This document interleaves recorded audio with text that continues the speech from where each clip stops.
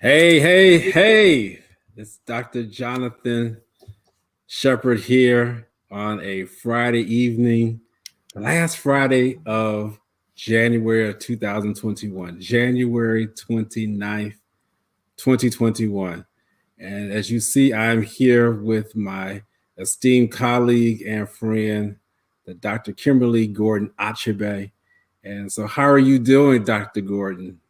I am so great. Thanks for asking, Dr. Shepard. It feels Good. good that it's a new year. It is a new year. It is a new year. Absolutely. I tell people new year, but not necessarily a new season. Some of the stuff that we carried over from 2020, some of us are still like, man, I wish I could let it go. I hear you out there. It's been quite a week for me. I'll be honest with you. It's been a draining week, even in the midst of all that is going on in our country. So many people have been affected personally and just collectively. And today we really are looking to help uplift and inspire people. So I don't want to get into just that right now because typically I allow us to have a couple minutes to let people come on in. So come on in and let us know that you're watching. Let us know that you're here today. Send us a chat. Send us a comment. Let us know. Get on the phone, text somebody, let them know that this is a show today that will inspire. This is Ask the Doctors, which is sponsored by Hope Health Systems. Dr. Gordon and I have the privilege of working at Hope Health Systems. And today, we really just want to uplift people. How was your week, Dr. Gordon, before we get into the show? Wow. So, yesterday I had the privilege of being a part of a town hall with Black psychiatrists around Black women and mental health. And so I just feel good that that conversation about what Black women need to deal with their trauma and liberate just had me on fire. So this week actually was pretty good for me. I will say that I began the year though a little pessimistic, and I think as I'm approaching the next month, I'm just really kind of thinking about what challenges did we face in 2020, and what did I learn from those challenges, and what can I do this year. I'm in transition mode in many ways. Dr. Shepherd knows a little bit about my transition. So, in any type of change or transition that oftentimes bring about its own anxieties.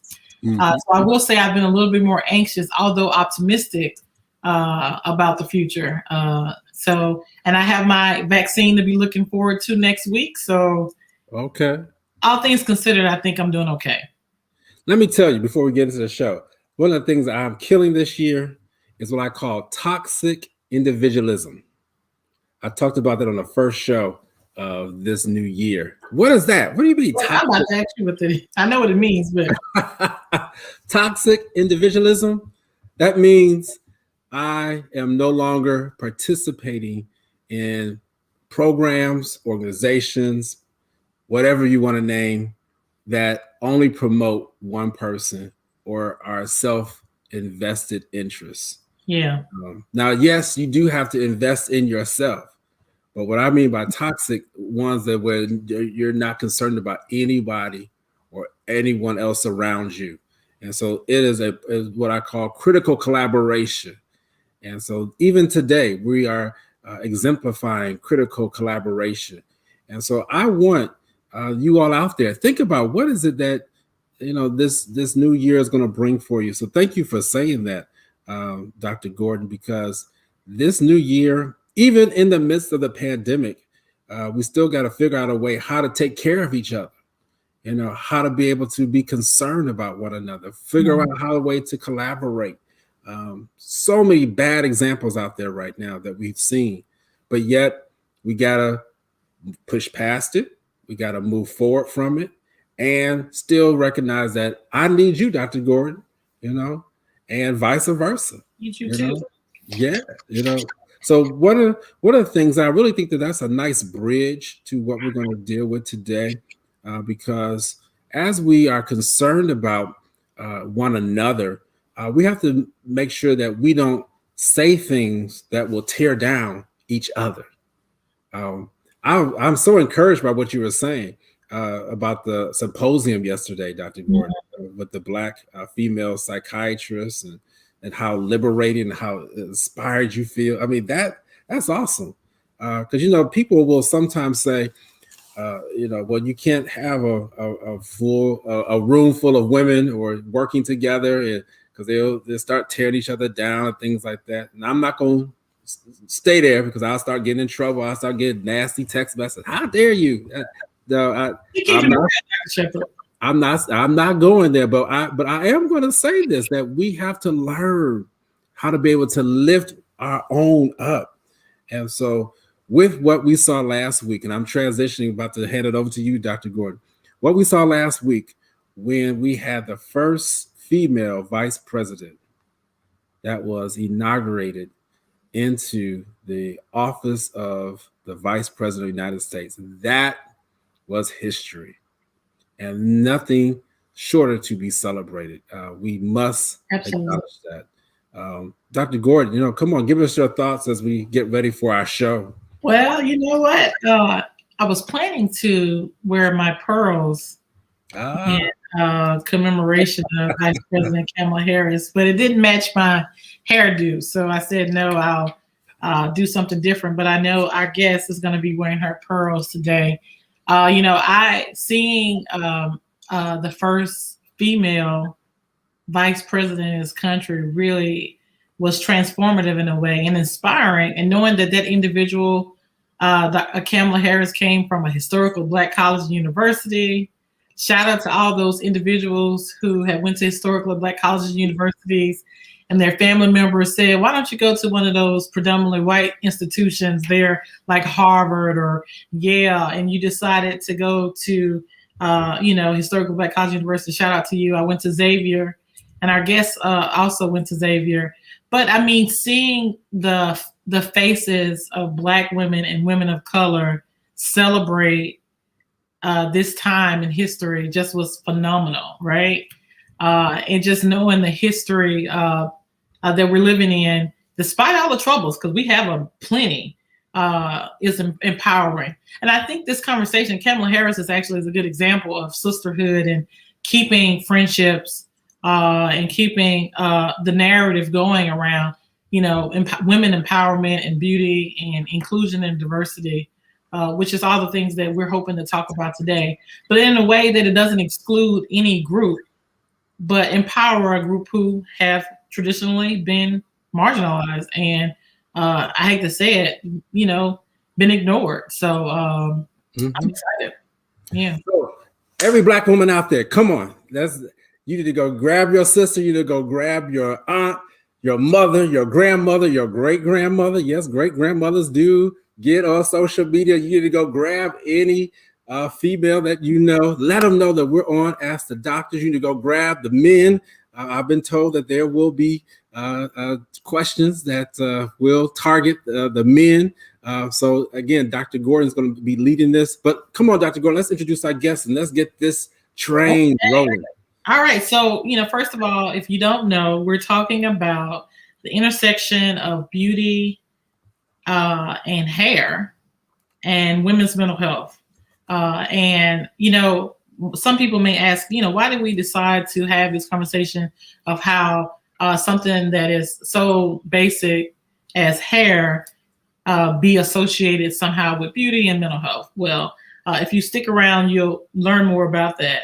But the idea behind it really was to open up the conversation around this idea of colorism and hair texture and what that does to individuals who look like myself or who look a little different than me, but from the African or African diaspora and other, women of color who have different textures of hair. That's not mainstream. That's not the predominant look. And I will say I had a little bit of anxiety about having a conversation about this topic. For one, I'm a plus size, Black woman. And so historically plus size Black women don't always get the same kind of love from not only communities of color, but other predominant communities. And so, I'm really excited to introduce this speaker who is going to help us have a conversation about the nuances of it. So Dr. Stacy Williams Peck is a pharmacist and has been practicing since 2008. She was born and raised in New Orleans, Louisiana, and currently resides in Cypress, Texas. Dr. Williams attended Xavier University of Louisiana in New Orleans with me and had her bachelor's degree there in biology pre-med in 2002. But then she also decided to attend Xavier University for the College of Pharmacy and earned her doctorate in 2007.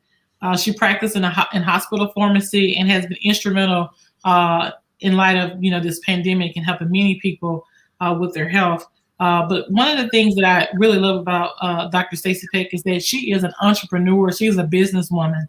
And so in addition to that, she developed her own interests and expertise in cosmetic pharmacy and has her own company now where she is going to talk a little bit about her hairline. But really, the other thing about her that's really great is that she's a proud mother of Michaela and Michael, wonderful kids, very smart and bright. And she's also one of my dearest friends. So we'll let her come on. All right. There we go. Hey. Welcome. How are you guys?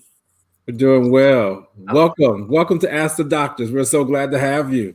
Oh, I am very excited to be here.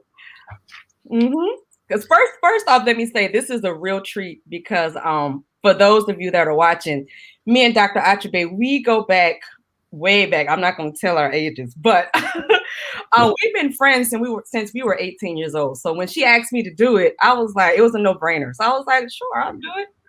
Not at all. Well, welcome. We are so glad you are able to join us today. It's such an important topic. And I even told Dr. Gordon, I may even just kind of bow out. I might even just put my camera on. Well, I can't put your camera on mute, but just turn it off. Yeah, because I want this to be a time where people feel comfortable. I am so serious. Now, see, you get me with talking passionately. I am so serious of lifting up the Black woman. There was like a light bulb that went on in my head last year when I understood between the racism and the sexism that Black women deal with, and just how of a struggle. I don't know if that's the right word, but just how intense and impactful that struggle is and weighs on so many different areas of our Black women. It really gave me a deeper appreciation. So I'm looking forward. Let's get going, Dr. Gordon. So let's start with these questions, and okay. And audience, please join in on your comments. So, I mean, I guess we talked about some surface things, but I think I'll have to start, Dr. Stacy Williams Peck, well, just asking you, how are you doing? I mean, we had this big 2020 pandemic, and what were the challenges that you face as a woman, as a Black woman, in your field in pharmacy, but also in your just in your life in general last year, and what are you hoping for this year? Well, the first thing I'm hoping for is to get this COVID-30 off. You know how what it is in college, is the freshman 15. Right. So that's one of the first things I want to get rid of. Yeah, I like it. Yeah, but when you were discussing about it's very difficult being a Black woman in this country because we have two strikes against us already. And especially working in the healthcare field, it is extremely difficult. I work from home now, and I absolutely love it, because when I actually used to work in the facilities, it's like you deal with the microaggressions, and it was like you always have to prove yourself. And Dr. Gordon, if you know, for instance, myself, I've always been a free spirit. I'm used to wearing my hair any type of way, and I actually struggled when I graduated pharmacy school. It's like, okay, should I cut my hair? Should I relax it? Should I do this? And the thing is, it's like, we shouldn't have to ask ourselves that question, And I have some pictures that I want to show you guys too. when I used to work on hospital administration, and I vividly remember, I was talking with my friend about this yesterday. I vividly remember my first time walking into a meeting. I was the only Black woman there. Everyone else was Caucasian. And I used to wear my hair like this. I don't know if you can see it. Oh, I love that picture. Yes, I remember. Yes. So imagine I'm walking in, I'm the only, and not only the only Black woman, the only woman of color. Okay. So I walk in with this short hairstyle. I got my nose ring and literally silence. And I just was like, and you know me, I really don't care. I'm like, how y'all doing? You know? But the thing is, I was kind of embarrassed for them, you know, because someone's presence shouldn't be a shock factor. You know what I mean? And the thing is, it's like just being a Black woman alone can give you hypertension sometimes. Oh, tell me about that. You just hit it on the nail. Microaggressions can lead to hypertension. Yes, seriously. And that's why when I was offered to work from home, I said, thank you, Jesus, immediately. Send me home now. No question. No questions asked. So, I mean, you brought up an interesting thing. So I just have to touch on it of what the experience was like for many Black women, especially those professional women who had the luxury or the option to work from home about their hair. Because for me, I had a hairstylist who would come to my home like once a month and do my hair. And I like to wear crochet. I have natural hair, but I like to wear crochet.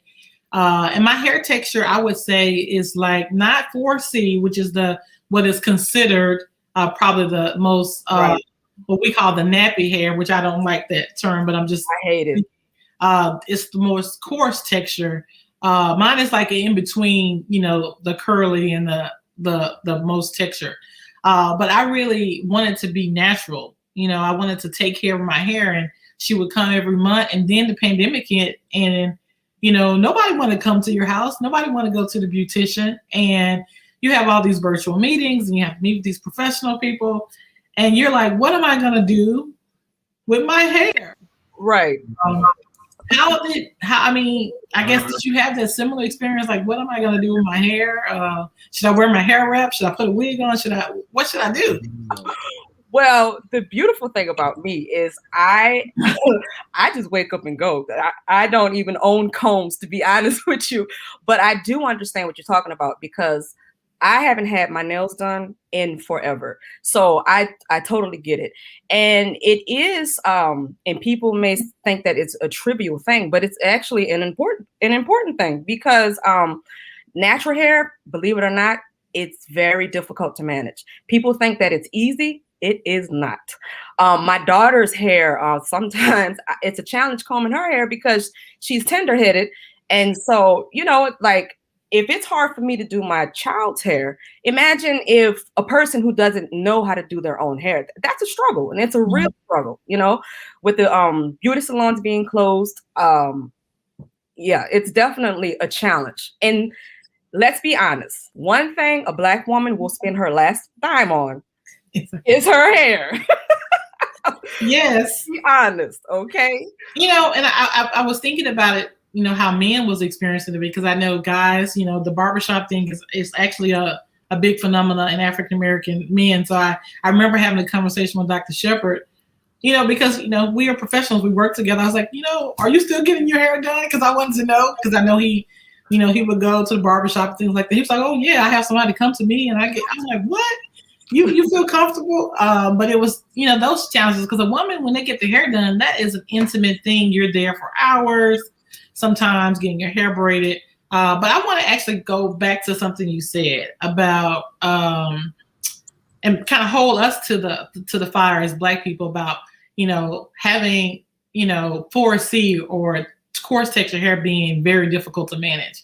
The one thing that's happened because of white supremacy is that the methods by which we were taught to take care of our hair over generations, over centuries, and African culture was actually taken away from us. We were robbed from some of those skills and assets, and Black women are actually becoming more empowered to how they can take care of their hair. And yes, it does take some it takes some, effort. I mean, we don't have the same hair products that's available to us. I mean, when I go to the hair store, I still struggle with what to select for my hair because the focus is on softer, curlier hair. Even this is a curlier hair texture than my own hair. And so how to manage that if you don't have those skills or if you don't have beauty companies that are catering to the needs of Black women hair. And the most racist thing that could ever happen is if someone tells you, you mentioned going to, being introduced to a mostly white audience for the first time, and they're looking at you because of your hair. The most racist thing that could ever happen to a person is they tell you that what comes out of your root, what comes out of your scalp is something defective, that you have to figure out how to cover that up so you can assimilate or connect. So I wonder what's your thoughts about, I'm going off script, but what is your thoughts about the hair industry and how we cater to women, especially Black women hair, and what messages it sends us about our own beauty? Okay. And value. I have a few thoughts about that.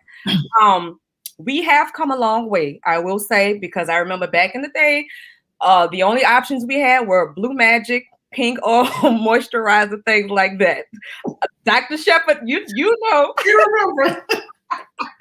So we have come a long way. Yeah, that thick pink oil moisturizer. Y'all know that. Lusters. Come on, y'all. Lusters. Y'all know what Lusters is. Y'all remember that pink oil?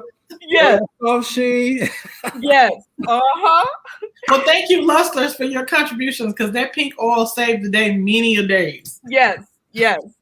And so, and I say that we've progressed, but yet we've regressed. And I'll tell you why. Okay. And as you were talking about earlier, the racism in the Black hair culture, right? So I think the reason why there has been so much progression is because these white companies realize that it's a profitable market to cater to us. All right. So it's good that we have more options available.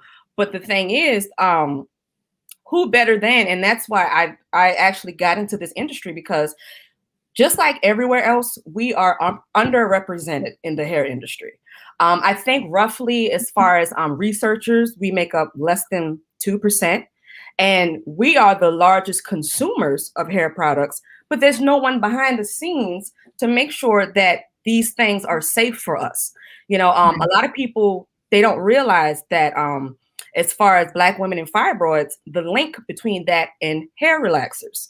And like I said, we need to change the narrative on that, because we need more Black healthcare professionals behind the scenes. As a matter of fact, I actually didn't know there was such a thing as cosmetic pharmacy until, let's say, 8 years ago, to be honest with you. And I'm kind of going off on No, this is good. Great. But around 2013, I became very ill. And so at that time, I kind of went into hiding. And so and I'm so glad that we're intertwining this with mental illness, because I suffer from mental illness as well. I was diagnosed with bipolar disorder in 2013. And so when that was the first time I had a psychotic break, so I kind of dropped out of the scene. My confidence was shot. I was like, will I ever be able to be a pharmacist again? And, so this invention, and I'll show you, see this baby right here? It saved my life. Because at that time, I needed something to keep my mind busy. And so what I did was, I was like, you know what? Let me do something that I want to do for once. And so I got into cosmetics. I started reading. I started doing some research. And I was like, all this money that I'm spending on all these products, I could make myself, And then it took me about, I would say, 10 months to come up with the formula. It took me about 3 years to get the patent. And as a matter of fact, Dr. Achebe, your sister, Carlene Service, she's an attorney, and she's the one that helped me to get my patent. So much thanks to her. And I wish, I thought I had my certificate in my safe, but I couldn't find it. But I keep that, and I always show my kids, because besides my degrees and diplomas and everything, that is one of my most prized possessions, because there's only one other African American in the United States to hold a patent for a natural hair care product, and I'm the second. And to me, that the reason why, and I don't say that to boast or brag, I say that because to know that a mentally ill person that should have been under a bridge talking to herself became the second Black woman in the U.S. to achieve this, and and I'm not shy talking about my journey, because I think that it's so taboo in the Black community to talk about mental illness. Yes. So I mean, if you didn't know me, you wouldn't know that I had issues, Stacey, let me do this. I didn't interrupt you because this is my job now.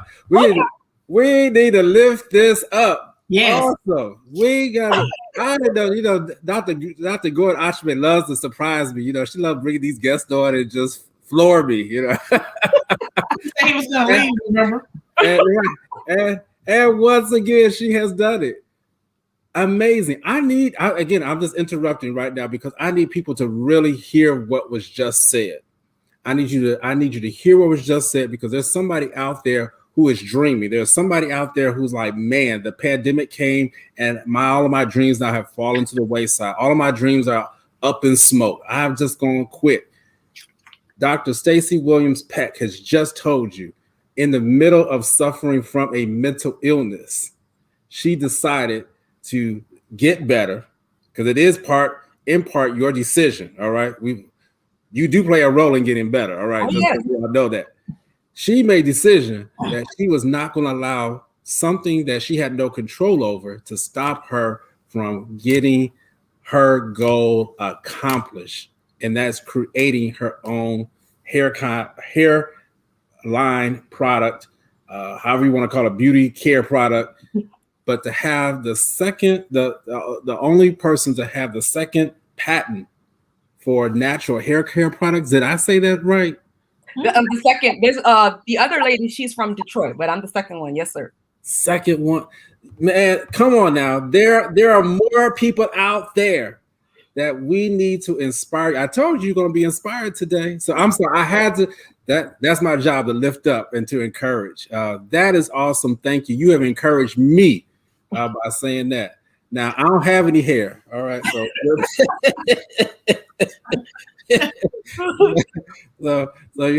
if they come up with something that allows me to grow my hair back, hey, come on. Maybe. I was Stacey. But go ahead.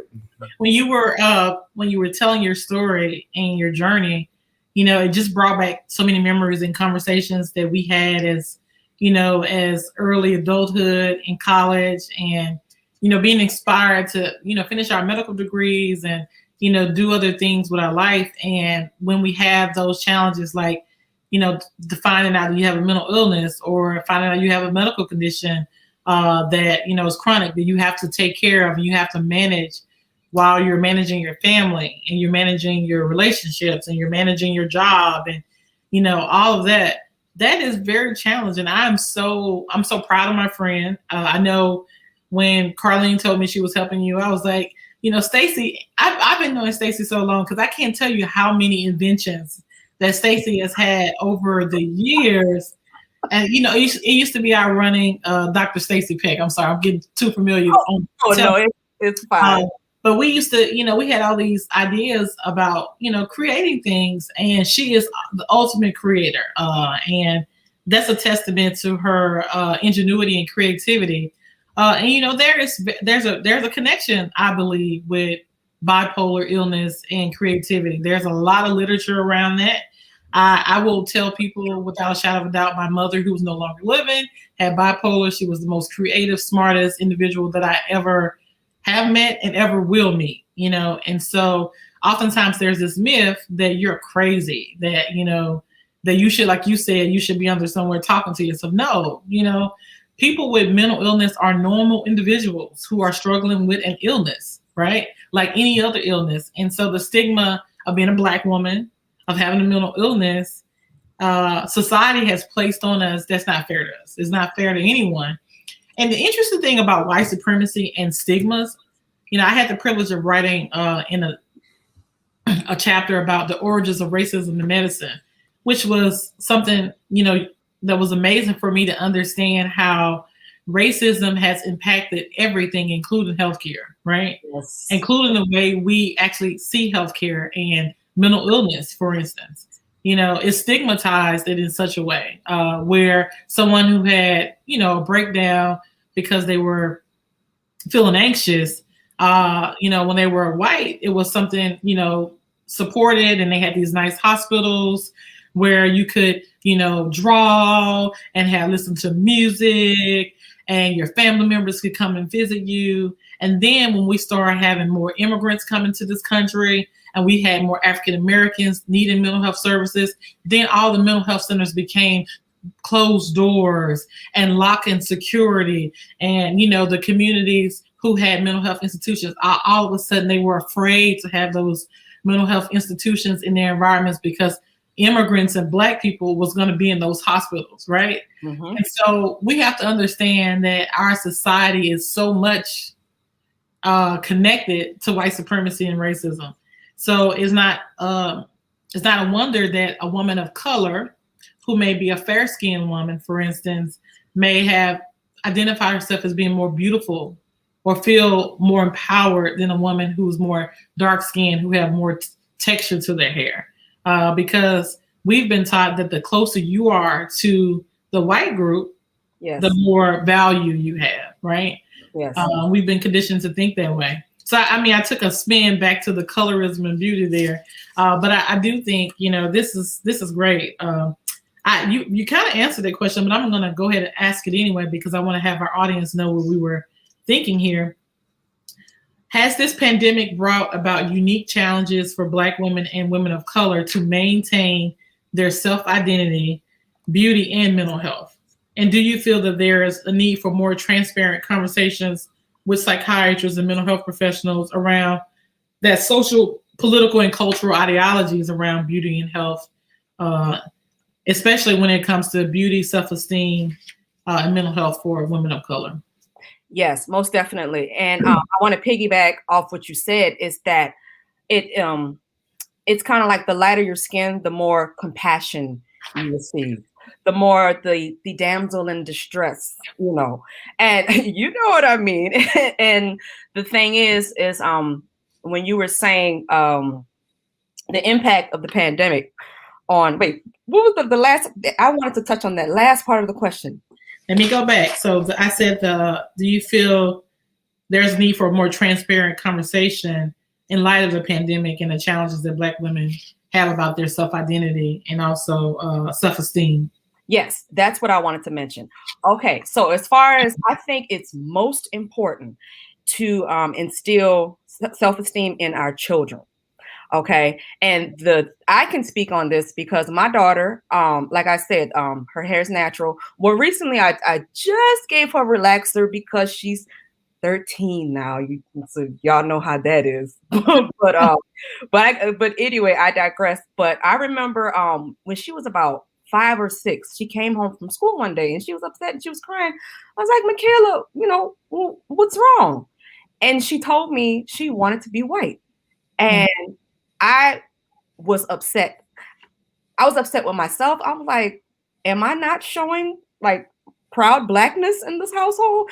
And the thing is, it wasn't that I wasn't doing my job. It's the thing is, both her and my son go to predominantly white schools. So it's like, we see it on TV. We see it on the cartoons, the toys, everything. Everything is catering to white people. And so now, like I said, things are getting better. I'm starting to see like Black baby dolls, right? Not the ones that look like the old Aunt Jemima, slave baby dolls, but more representing a realistic representation for our children. So that way, they can learn to love themselves. And as far as I want to touch on colorism, right?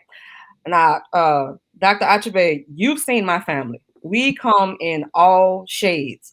Now, there's a thing in New Orleans, colorism is bad. As a matter of fact, when babies are born, this burns me up. The first thing they do, they go look, they check the top of the ears, and it's like, oh, he's not going to be too dark. And then they look at the hair texture and everything. And the thing is, it's like that, it becomes ingrained. It's like me coming up. Now, it wasn't so bad because my grandmother, she didn't play that. She, if you could be as white as this wall, or as black as tar, you were all treated equally, you know. Now, some families, unfortunately, don't do that. And people grow up with complexes, you know. And there's different subtleties. Like, for instance, when I was younger, because, and it wasn't necessarily my family, but they would say things like, oh, yeah, oh, you're so pretty. Look at your hair. And then when it comes to me, oh, you're so smart. Mm-hmm. Mm-hmm. Mm-hmm. So in my mind, I'm like, oh, so I'm ugly, huh? You know what I mean? But I am very mindful, even when I'm out in public, if I'm in the grocery store, I make it a point. If I see a little dark-skinned girl, I go up to her, I was like, girl, you are so beautiful. Exactly. You know, I take that extra step because we don't hear that, you know, and even like in the music videos, it's always the light-skinned woman and, you know, with the curly hair. And let me say this. I'm not knocking my light-skinned sisters at all. Okay. No. That's not where I'm coming from. But it's just that we have been, what's the word? I guess left out for so long. And a lot of dark-skinned women like myself have felt like we have to overcompensate. We have to, in other ways, just to be equal, you know. Mm-hmm. And to be quite honest with you, I had this conversation with a bunch of my friends, is that when Michelle Obama was first lady, okay? Oh gosh, that was such and what I loved about it is that she was a representation of myself. Mm-hmm. You know, she and it wasn't a biracial woman, it was an actual African-American woman who has slave lineage. You know what I mean? And so it was kind of like a, I guess it was like a win. It was liberating. A win for the dark-skinned sisters. Please represent, you know? Absolutely. You know, I think, you know, that idea of acceptance and validation is such an important aspect of mental health. And we live in invalidating environments. And, you know, that color thing, my family is originally from New Orleans too, so I'm very aware of like the culture. And like you said, luckily my grandmother didn't play that. My grandfather's side of the family, I think they played it a little bit more. Mm-hmm. So I definitely was influenced by some of those ideas, I guess. I remember thinking, because my mom was a chocolate woman, I just loved her chocolate skin. But I remember thinking how, and my sister at the time growing up, we were close to the same complexion, but she was a little bit chocolate more than me. I remember people saying that I was pretty, but then they would say things to describe her like she was fine, right? Mm-hmm. You know, which was good to be considered voluptuous or whatever, even though in actuality it was more objectification, right? And not necessarily looking at the innocence of a young girl who really just wants to be called beautiful princess, all those things that little girls want to be identified as. And it really does erode your self-esteem. I remember being, and we're going on a tangent a little bit, but I remember being in middle school and deciding that if I was going to get boys' attention, I had to be smarter than every other girl. Mm-hmm. Because I didn't think I was pretty enough to get their attention, so I had to be the smartest. And having conversations as an adult with some of those individuals who were in my class, one of the individuals said, Kim, you were one of those girls who knew exactly what you wanted. So we were scared to talk to you. I'm like, huh? They knew they couldn't mess around. That's why. You know, but I was trying to be smart, you know, and in some ways, I think that idea of not feeling like I was the most beautiful one. And I had a cousin who was very fair skinned, had really long hair. Everybody called her pretty, and we were around the same age. And so I compare myself for many years to her beauty of what people saw for her beauty, which is beautiful. and minimize my own beauty. But I remember hearing when he described how he saw me as a 13-year-old. I was like, what? This is crazy. Yeah. Never saw myself that way. And so I think, that vulnerability that Black women want to be able to exhibit to the world, oftentimes we're not allowed to. We're not given that opportunity. I've been in places where, all the women walk in and they open the door, but when it comes to me, they just like slam the door in my face. Okay. Thank you for that. So yeah, it really is a challenge. So when we talk about, this conversation, is there a bridge? Do you think there's a bridge in the relationships that's happened because of colorism and texturism that's damaged society? Do you think that we have a opportunity here? And if so, what would that opportunity look like? I'm so excited to have this conversation now, but for people who are struggling with their acceptance, one lady that was on the call last night that I did, she said to Black men, we need your help. We need you to protect us, but you don't have to be sexually attracted to us to care about us. Which was interesting. I was like, wow, okay. And someone else said, close your eyes and think about who, well, the question was a little different, but I would encourage us right now to close our eyes and think about, when you think about beauty, what comes to mind? Right? From a female perspective and also from the male perspective. Most people, interesting enough, would say a white woman when they think about beauty, right? Or close to that look, and most people would say for, who's attractive would be a white male or maybe even a Black male, right? Because Black men kind of get some credit for being, sexy, right? Right. But Black women do not fit that category at all in society, right? No one thinks, oh, sexy Black woman. And we're talking about sex today because that's related to beauty, right? But she made the comment that I thought was so profound, is that you don't have to be sexually attracted to an individual to care about them.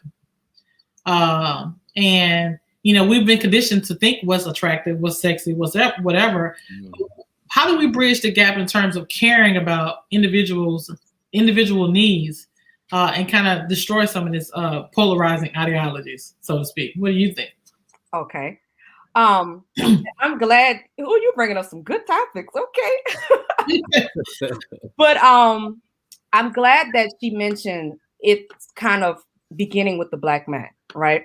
Because I think it was Malcolm X that said that Black women are the most mistreated individuals in America.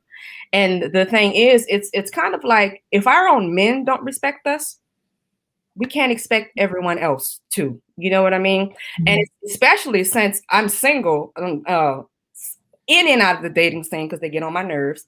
But Tell it. Seriously. But the thing is, it's like right now. That's a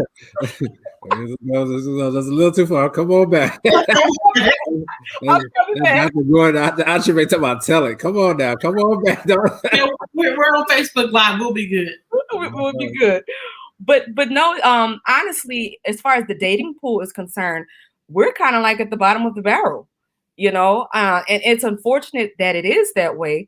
But and like I said, it starts with having our men defend us. It's like whenever, like with George Floyd, and anytime there's any type of police killing, we're the first ones out there marching. We're 100% behind our men.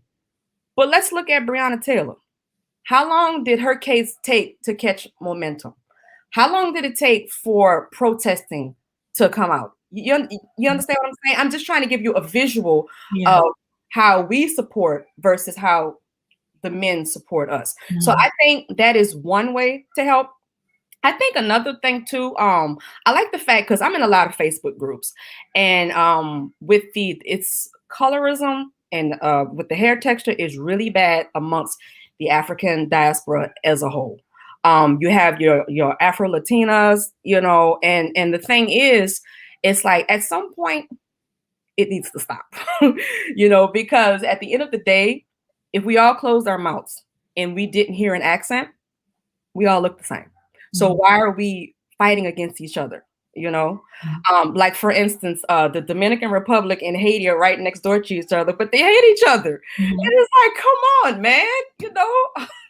So, and I think by having these type of open and honest conversations, I think things will start to change. And that's what I think that's what this show's about. And, you know, the argument is, you know, can we talk about other things? Dr. Shepherd is a child and adolescent psychiatrist. He can talk about anything in child psychiatry or psychiatry in general. You know, I'm a child psychiatrist. I can talk about all kinds of things. You're a pharmacist. You can talk about all kinds of things. We self-select to talk about these things because we understand that the communities that we serve really need some help with these issues. And it's a vulnerable place to be in, to put myself on the line, himself on the line, yourself on the line, to give an intimate, you know, conversation about how we see these things. So I really do appreciate, you know, your vulnerability and transparency. And I actually have come to recognize that psychiatrists, I mean, we're taught ethically to not be transparent, not disclose, that sort of thing. That can be a challenge. But I think many mental health professionals are walking away from that a little bit because we want to destigmatize things that have happened that's become stigmatizing to individuals. Let me tell you this. I mean, that's a very good point. So even just yesterday, one of my patients who's been dealing with depression and been severely depressed, and she came on, and I have a psychiatric nurse practitioner student working with me, and I noticed right away she had her hair done and she was looking better. And so the psychiatric practitioner student, she didn't say anything, but I know she recognized it because what she looked like back in December versus January was a change. And so the student never said anything about it. Now, when she was done with her part, I just said, before we go any further, you look very nice today. Do you realize that just brightened up her whole day? I mean, it just changed everything. And so afterwards, to cut to cut through the story here, I told the student, I said, I know you saw the change. Why didn't you say anything? Well, I didn't know. I said, hold up. We are still people, okay? We are still human beings, and we need to be able to speak something to the person that we see. You know, when I saw Dr. Gordon this morning as we're preparing for all staff training, I said, oh, come on here. She glammed up. I mean, she came ready, you know? And so it's just that little bit of encouragement that we as mental health professionals, we as pharmacists, we as whatever profession is, you must identify. If you see something, say something. You know, we always try to say that for something bad, but you know, but that's working for something positive. If you see something, say something. Let that person know, and it don't have to be on a sexual tip. Hey, I ain't trying to get with you just because I said that you look nice. You know, and that happens. You know, I will speak from a male perspective. I may compliment a Black woman. And, you know, oh, you look nice today. Next thing I know, all these messages. Like, wait a minute. So there's a balance there. Absolutely. You know what? Oh, just to piggyback on what you said, is that I'm so glad you did that to your patient, because the thing is, what people don't realize is dealing with depression, just getting up and brushing your teeth is a challenge. So that was a major breakthrough, and that you validated that. It's like, you know, that I just kudos, you know, because a lot of people don't realize how hygiene, taking care of yourself in depression, you know, that was a major deal right there. Right. And the effort it takes for Black women to manage their hygiene, it is a tremendous effort. I mean, there are some Black women that spend hours over the weekend when they could be doing other things just to get their hair done, right? And there's a lot of layers to it. I went to a beauty hair shop to get some hair supplies recently, and one of the things that we haven't discussed is who's owning the industry, right? And so our other women of color, our Asian women, for the most part, and Indian women is owning the industry. The Indian women for the hair texture, right? Because that's closer to Black women's hair texture. And the Asian women, which, you know, I'm kind of, they're the same, but I'm just being now I'm not being as politically correct as I need to be because Indians are considered Asians, but I'm talking about the variability in the hair texture, right? And so, but this, I don't know if she was Vietnamese or Korean, I don't care, right? They have pictures of Black women who supposedly stole from their store, right? So like you have to see these images of Black women who were shoplifting to go purchase a hair product. Now I understand they want to, protect their, clientele, and they get frustrated because certain Black women may misbehave. But how stigmatizing it is. Would they have that in a white woman's shop? Because white women still, I've seen them still. Would they have pictures up of white women walking out of the hair shop with products? No, that happens all the time. So why are in our communities, by the way, are we stigmatized even in our own communities when we are their number one seller? So I went on a tangent there, but we definitely have a lot to address. So I'm trying to think about something you said about ideologies, because I think it was really important to highlight. Oh, the ideology of patriarchy, right? How can we get, Black men to protect us more, right? And you said it, Malcolm X said, the most disrespected woman is the Black woman, right? I think part of that is the white supremacy and patriarchy come close together. Like they're one and the same almost. One wouldn't it really exist without the other. And I feel like sometimes the struggle for Black men is that they sometimes benefit from the patriarchy. So if you see a successful Black man, right, and he's in corporate America, or he's the big time doctor like Dr. Shepard, right? You have to ask yourself, does he make more money than me? Many Black women know that Black men, if they are in positions of power, are going to have the power and the money and be more empowered, whereas the Black woman may be in that position but is not empowered, right? Right. And so the idea about patriarchy, I think, is an ideology that you kind of led to that I want to bring up. So we have to actually encourage our Black men to say, let's be partners in this. Let's not let it be about power anymore. Because it's benefiting men to keep patriarchy, and that's an ideology that also benefits to objectify women and put women in categories and say, one woman is more beautiful than the other, and if I have this look, that's the best look. So yeah. Well, it goes back to how I started the show. Critical collaboration. Yes. Versus toxic individualism. Yes. So we have to understand that as a Black man, we have to look at ways to how to be able to build up the Black woman. And so that has been one of the things that I've been looking at over the last year. I almost feel bad that it's taken me this long. I'll be, again, transparent. But let me tell you, when I get something, I get it. And you can't take it from me. And so now I look for ways how to be able to build Black women. Even on this show, over the last 2 weeks, actually all the guests have been Black women. That has not by accident. That was intentional. I want you all to know that because I want to showcase the brilliancy, the diversity. And so this subject is so apropos. So I agree with you. We as Black men, we as men, period, need to be able to lift up and do more to showcase a critical collaboration. I'm not threatened by you, and you shouldn't be threatened by me. Yeah. All right. And if that is happening, it's called toxic individualism. We've got to kill it. Yeah. All right. Yeah. Now I'm done. Oh, that's some good stuff. And the toxicity causes, traumatic stress, right? We have this microaggressions are toxic, toxic environments kill, there's the beauty of collectivism and thinking. And it doesn't mean that we say, well, if you're white, then you're not good, you have no value. But if you're Black, now you have value. That's not what, people of color is really looking for. We're actually looking for all people to be equal and feel valued and appreciated. So we can all have a happy life and, effective dreams, right? So what happens to a dream deferred? I remember watching the movie. Is it Madam Walker? CJ Walker? Right. Wasn't she like this, one of the first women entrepreneurs, Black women that earn money because of hair, right? Yes. And there was a show on Netflix about her. Mm-hmm.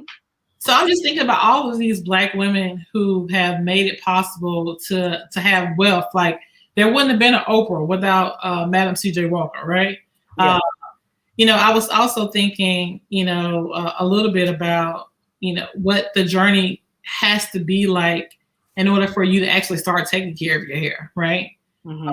Because I'm in transition mode. I'm trying to figure out how I'm going to wear my hair at my, my new job. Am I going to, wear it natural? What would be your suggestion to Black women in terms of self-identifying themselves and embracing, their diversity? Like, how would you tell them to do that, Stacey? To be honest, be yourself. Because what I tell my children is, listen, you don't change for anyone. You make when you walk in the room, you make them respect your mind. You should not have to conform to fit in. You know what I mean? Like, for instance, I know people are probably looking like, oh, she has gray hair, but I'm a very, liberal person. I believe in self-expression. So me and my kids, we were playing with hair dye the other day. My daughter, she wants her hair blue, and I'm not really in agreement in it, but I'm like, okay, I'm gonna let her express herself. So I was like, okay, cool. Well, I'll dye mine gray a little bit, But I say, don't conform. Walk in your truth. You go in there with your head held high and say, hey, you own the room. And I always say, fake it until you make it. I remember when I was dealing with a rough time during my divorce, my favorite song was New Attitude by Patti LaBelle. I played that song every day. I was like, you're going to get up, you're going to put makeup on. And I didn't feel like it half the time. But I did it, and especially walking into the workplace as a Black woman, like you said, we, on top of dealing with the kids, dealing with home life, we have to make sure our appearance is to a standard when we have to face another battle on the job. Don't even create that battle. And if people look at you funny, do what I do. Good morning. How are you today? Oh, I love doing that, killing people with kindness. But yeah, that's Southern truth. I see a comment that was made by Timothy Mosey, I believe, that said the Army just changed regulations this week to accommodate hair for women of color. That is amazing. Thank you for sharing that. I know that there's been some transformations also with lawsuits about the Crown. I don't know if you guys heard about the Crown lawsuits because people were being discriminated for wearing their natural hair, right? Mm-hmm. And so we are making some progress, and the military oftentimes is probably the most inclusive environments in some ways, but also struggle with discrimination. I also think we have to think about people, transgenders, and other people who are being discriminated against in the military around hair and things like that. And so we have a lot of work to do. I mean, I think to make people feel comfortable. And oftentimes I would say, coming from my background, my community, a lot of these conversations are uncomfortable because we don't talk about things. We don't talk about sex, beauty. We don't talk about, hair that way. We just kind of do what we have to do. But I mean, this pandemic really kind of opened up some doors and opportunities. And Dr. Shepherd with Hope Health Systems was, I'm really appreciative to be a part of these conversations. That even me, I'm starting to think about things a little differently. And I love the idea about toxic individualism, right? Mm-hmm. We have to do away with toxic individualism. Yeah. I think, I want to be mindful of the time. Yes. It looks like we are running out of time. I had so many other questions to ask you. Let me ask you just one more question, if that's okay, Dr. Shepherd. Is that all right? Yep. We got 3 more minutes. Yeah. What methods are you using to help individuals with mental health disorders? And this could be for Dr. Shepherd or Dr. Stacey, to enhance their coping skills, resiliency, and social connectors in light of the, in light of the COVID pandemic and the social restrictions. What would you say, particularly around hair and taking care of yourself? What would you say, Stacey and Dr. Shepherd? Ooh. Dr. Shepherd, you want to go first? No. Ladies first on this one, huh? You're doing such a great job. My job is just to clean up. That's all. Okay. Well, I say on my end, I struggle with this as well. because the thing is, with as I stated before, with mental illness, one of the things that is detrimental is isolation. It is very difficult for me right now, and I'll be honest with you. I ramped up my therapy sessions. I tell my therapist, "Hey, lady, look, we got to talk weekly, okay?" Because sometimes she is definitely my lifeline. Sometimes because I'm out here, I don't have much family out here, so it's not like I can go up the street and visit grandma or whatever. So for me, it's a struggle. I will be transparent about that. Um, I my actually what I've been doing, some coping things. Okay, so I started a garden. I don't know if you've seen it on Facebook. And at first I was like, this is lame, but I actually enjoy it. Like, I am proud of my garden. Like, I have greens, I have all kinds of things growing back there. I do more outdoors activities with my kids. They love to go fishing. We've been doing bike riding. So it's just for me to maintain my sanity. I even joined the gym to get rid of this COVID 30. So it's just about keeping myself busy. That's the main thing I can suggest because, like I said, the isolation sometimes. How do they say that? Sometimes the neighborhood in my mind is a terrible place to be. Mm-hmm. So I have to get out of my head sometimes. I've never heard that before. That it's so profound. But when I talk to my clients, and even when I talk to myself, the negative thinking that is associated with just the kind of way we operate, we all have it. We all have that negative thoughts that we say to ourselves that we have to remind ourselves, oh, that's not, that's not how you should be thinking. But when you're isolated and that's all you have is those thoughts all the time, it can be very challenging. So I think that was an excellent answer, Dr. Stacey Williams Peck. We have to become socially connected and get, embrace nature and ride our bikes and keeps our physical health up and, ramp up our appointments with therapists. I ramped up my virtual meetings, even though virtual can be tiring at times, with women of color, just to talk about beauty and hair and, movies and, Black trivia nights. All of that has been extremely valuable to me to cope in this pandemic that it feels like is ongoing. And we didn't talk that much about COVID, but I want to give a shout out to Kizzy. Kizzy, you know who you are, Corbett, who helped develop the Moderna vaccine. Shout out to all the women in healthcare and medicine and science who's making a difference. Dr. Stacey Williams Peck, you're one of those individuals, right? And can I give a shout out too? Mm-hmm. Let's shout out Stacey Abrams. Let's shout out, and also Ayanna Pressley. Yes. The thing that I appreciate about her is that she is embracing her alopecia, and I love it. Yes, for those of you who may not know her, I think she's a congresswoman. I don't know if she's in the Senate or whatever, but recently she doesn't wear her wigs anymore. She's bald head just like Dr. Shepard. And she's beautiful. Exactly. But that's just a lot. It's a brave thing as a woman.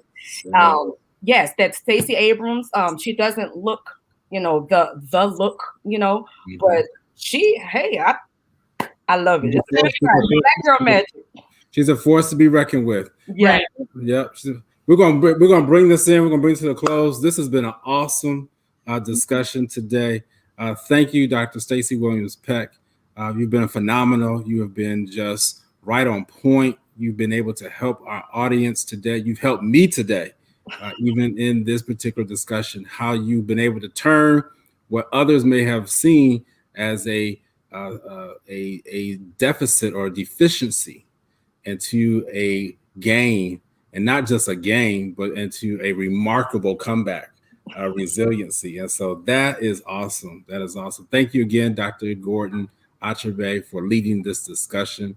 Again, this is Hope Health Systems Ask the Doctors, our version of Ask the Doctors. And we are here every Friday night at 6 p.m. Eastern Standard Time. Thank you for the comments. You all have been such a wonderful audience. We've been maintaining a certain number even after an hour, which lets me know that people are really tuned in. That's what that tells me. I also want to thank those people who will go back and replay and watch this. I forgot to say at the very beginning, we have more people who go back and watch the replays than we do live. So I'm never bothered by the current number. We have many times 3 times the number of people who go back and watch. And then again, these are organic numbers. So I am so appreciative. You need to get this broadcast. You need to share it with your Black females, with your Black counterparts, with male, female, whoever, and let them know that this show will inspire you, will encourage you. I want you to have a wonderful weekend. It's cold here. And they talk about a little snow, coming up on Sunday, Monday. So please stay safe. Please, 4 W's, wear your mask, wash your hands, watch your distance, wait on gatherings. Yes, I know you got the vaccine. I got my first dose, but I'm still using those 4 W's. Right. We're not out this pandemic yet. All right. So again, thank you all. You can reach Hope Health Systems 410-265-8737 if you need direct care services. Forgot to mention that. HopeHealthSystems.com. We'll do you some good if you come on by. Until next week, we'll be back. All right. Starting Black History Month. Yes, I'm looking forward to that series. Take care. All right.